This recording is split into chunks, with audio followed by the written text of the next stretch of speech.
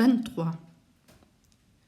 Ce jour-là, pendant le déjeuner, Lou Larsen informa les chasseurs de phoques que désormais ils devraient prendre leur repas dans le poste d'arrière. C'était un fait sans précédent sur les goélettes phoquières, où l'usage est d'accorder aux chasseurs le rang d'officier. Lou Larsen ne donna aucune explication de sa décision, mais le motif en était suffisamment clair. Horner et Smoke s'étaient permis, à l'adresse de Maud Brewster, quelques galanteries, ridicules en soi et sans portée, mais qui n'en avaient pas moins déplu à Lou Larsen. Un silence de mort accueillit cet ordre et les 4 autres chasseurs lancèrent à leurs 2 camarades, qui étaient cause de la disgrâce commune, des coups d'œil significatifs. Jock Horner, calme et maître de lui comme à l'ordinaire, ne broncha pas. Mais le sang afflua au front de Smoke, qui entr'ouvrit la bouche pour parler. Lou Larsen l'observait, une lueur d'acier dans les yeux, en attendant ce qu'il allait dégoiser. Mais Smoke referma sa bouche et se tut. « Tu as quelque chose à dire ?» interrogea Lou Larsen d'un ton agressif. Le défi était évident, mais Smoke refusa de le relever. « À quel sujet, capitaine ?» répondit-il d'un air si innocent que Larsen en fut tout déconcerté et qu'un sourire courut autour de la table. « C'est bon, reprit Lou Larsen avec embarras. « J'avais cru seulement que tu désirais encaisser un coup de pied. »« Pourquoi, capitaine ?» Les sourires s'accentuaient. Lou Larsen aurait certainement tué l'insolent qui se moquait de lui, et le sang aurait coulé si Maud Brewster n'avait pas été présente. C'est bien sur quoi Smoke avait compté, car il était trop prudent pour courir en d'autres circonstances un pareil risque. Mais j'avais peur que la bagarre ait tout de même lieu, quand un cri du timonier vint fort à propos sauver la situation. « Une fumée !»« Où ça ?» cria Lou Larsen de la porte de la cabine. « Droite à l'arrière, capitaine !» Latimer suggéra. « C'est peut-être un Russe ?» Tous les visages se rembrunirent. Un Russe ne pouvait signifier qu'un croiseur russe. Les chasseurs ne connaissaient qu'approximativement la position de la goélette. Ils n'ignoraient pas cependant qu'elle ne devait pas se trouver loin de la zone interdite, et la renommée de braconnier de la mer de Lou Larsen était notoire. « Nous n'avons rien à craindre de ce côté, » affirma Larsen. « Smoke, rassure-toi, tu ne retourneras pas faire un stage dans les mines de sel. Personnellement, je parierais 5 contre 1 que la fumée est celle du Macedonia. Qui tient le pari ?» Et comme personne ne répondait. « Si mon pronostic est exact, c'est à 10 contre 1 que je parierais qu'il y aura bientôt de la casse. »« Merci bien, capitaine, » déclara Latimer. « Ce n'est pas pour l'argent que je perdrai, mais franchement, je préférerais qu'on aille un peu plus loin. » « Chaque fois que vous avez rencontré votre frère, capitaine, il y a eu du grabuge. Et moi, je parie à 20 contre 100 que la même histoire va recommencer. » Le repas se termina sans autre incident, et ce fut sur ma personne que Lou Larsen reporta sa mauvaise humeur. Il débita à mon sujet les railleries les plus blessantes et tenta tout pour me faire sortir de mes gonds et pour provoquer une bagarre.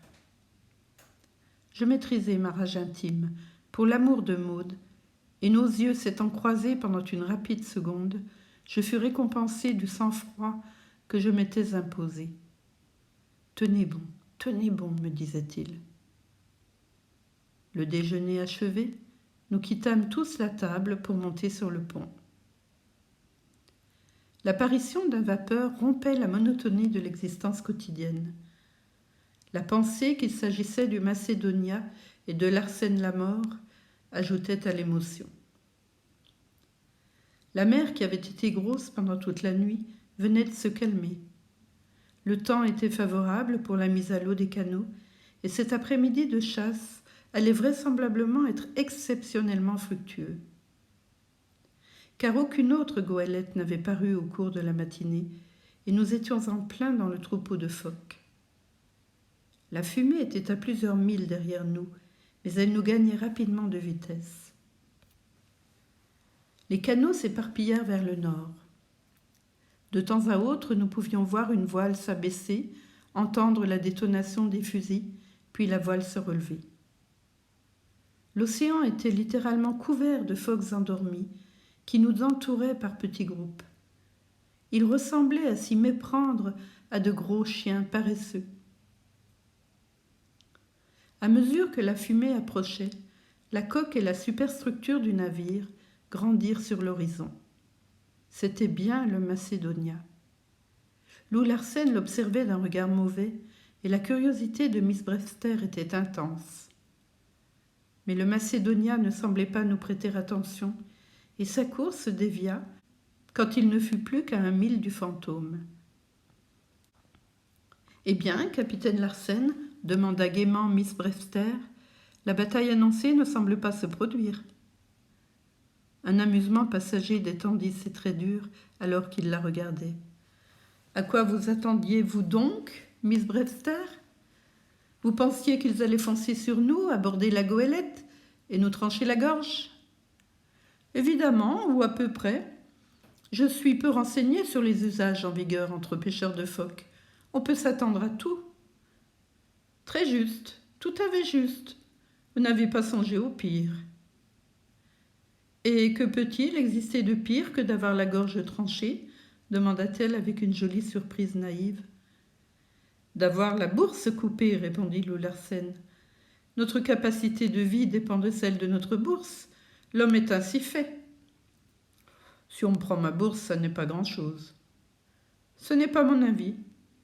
Mon argent se confond avec mon droit à l'existence.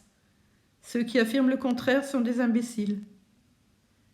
Qui me le prend me vole mon pain, ma viande et mon lit. Il met ma vie en danger. Dans notre civilisation, il n'y a pas assez de soupe populaire pour toutes les bouches qui ont faim. Celui dont le porte-monnaie est vide est condamné à mourir dans la misère, à moins qu'il ne réussisse à le remplir rapidement. Mais je ne vois pas pourquoi les gens de ce bateau auraient l'intention de nous voler notre bourse. Patientez un peu et vous serez renseignés. Nous n'eûmes pas longtemps à attendre. Quand il eut dépassé la ligne de nos canots, le Macédonien entreprit à son tour de mettre les siens à la mer. Nous n'ignorions pas qu'il en possédait 14, contre 5 qui nous restaient. Il fut donc facile à la flottille adverse de balayer la mer devant elle, si bien que pas un phoque ne demeura dans le rayon d'action de nos canots, qui n'eurent plus qu'à abandonner la place. C'est dans un état de fureur indescriptible que chasseurs, rameurs et timoniers rallièrent le fantôme. Le calme de la mer, l'abondance du troupeau, toutes les conditions étaient réunies pour faire une pêche magnifique. On n'en retrouverait peut-être pas de semblable de toute la saison. Chacun s'estimait volé, et ce fut parmi les malédictions sans fin que les canots furent hissés à bord. Si ces malédictions avaient eu un pouvoir effectif, le compte de Larsen-la-Mort aurait été réglé pour une 12aine d'éternités. « Qu'il crève, ce salaud !» me déclara le gros Louis, dont les yeux pacifiques s'allumaient de colère. « Vous les entendez ?» me dit Lou Larsen d'un air sinistre. « Voudriez-vous me dire, monsieur Van Weyden, où est le bien, la grandeur, l'idéal et la justice ? Je reconnais que ce bateau a mal agi. La justice a été violée, commenta Maud Brewster. Elle se tenait près du grand mât, une main posée sur les haubans. Son corps se balançait doucement au léger roulis du navire. Elle se trouvait à 3 ou 4 mètres de nous, mais sa voix nous parvenait, claire et distincte, avec son timbre argentin. Quelle délicieuse musique résonnait à mon oreille. Un béret de marin coiffait ses abondants cheveux châtains, légèrement ébouriffés. Ils accrochaient le soleil et mettaient une auréole sur le délicat ovale du visage. Elle était positivement ensorcelante ainsi. et je m'extasiais devant cette charmante incarnation de la vie qui donnait un tel démenti aux brutales théories de Lou Larsen, qui répondit « Ce n'est pas le souci de la justice qui tourmente mes hommes. La justice est un mot. Ce qui les irrite, c'est de songer au profit perdu. Ce n'est pas leur âme, c'est leur bourse qui souffre. Tout ce qu'ils désirent, une fois qu'ils sont à terre, c'est de pouvoir s'offrir de la bonne nourriture, des femmes, de l'alcool. C'est tout leur idéal. Au cours actuel des pots sur le marché de Londres et en me basant sur une estimation modérée de ce qu'aurait pu nous rapporter la chasse de ce magnifique après-midi, si le Macédonien n'était pas venu en rafler tous les bénéfices, c'est une perte de 1500 $ que subit le fantôme. Si cette perte est aussi considérable que vous le dites, observa Maud Brewster, j'admire la patience avec laquelle vous la supportez. Patient, je le suis peut-être moins que vous ne croyez. Je pourrais aller tuer l'homme qui m'a causé un pareil tort, cet homme qui est mon propre frère. Vous autres sentimentaux, vous devez être très heureux, puisque vous vous estimez justes et bons. Et moi, à votre avis, est-ce que je suis bon ? Certainement, affirmai-je. Vous n'êtes pas aussi mauvais que vous le dites. Et Maud Brewster appuya. Mais oui, capitaine Larsen, au fond, vous êtes bon. Il s'irrita. Nous y voilà encore revenus à la sentimentalité et à l'idéalisme. Sachez bien que pour moi, toutes vos paroles sont creuses et vides de sens. Elles créent l'illusion et l'esprit quand il résonne, les démons. Il y a des moments où j'aimerais envisager comme vous la vie en rêveur, car vos chimères sont une joie aussi pour ceux qui s'en bercent, et la joie est le salaire de la vie. Mais la réalité est là, la réalité crue et sans voile, et je ne peux connaître qu'elle. Elle est la seule monnaie qui vaille. Il se tut, et son regard absent alla se perdre loin de nous, sur la mer infinie. La vieille et ancestrale mélancolie reprit sur lui son emprise. Un sombre pessimisme l'avait envahi de nouveau. Et je songeais à ce que m'avait dit souvent mon ami Charlet Furosset, qui était un grand sage. L'homme qui ne connaît ici-bas que la matière trouve dans son matérialisme même le châtiment de sa doctrine.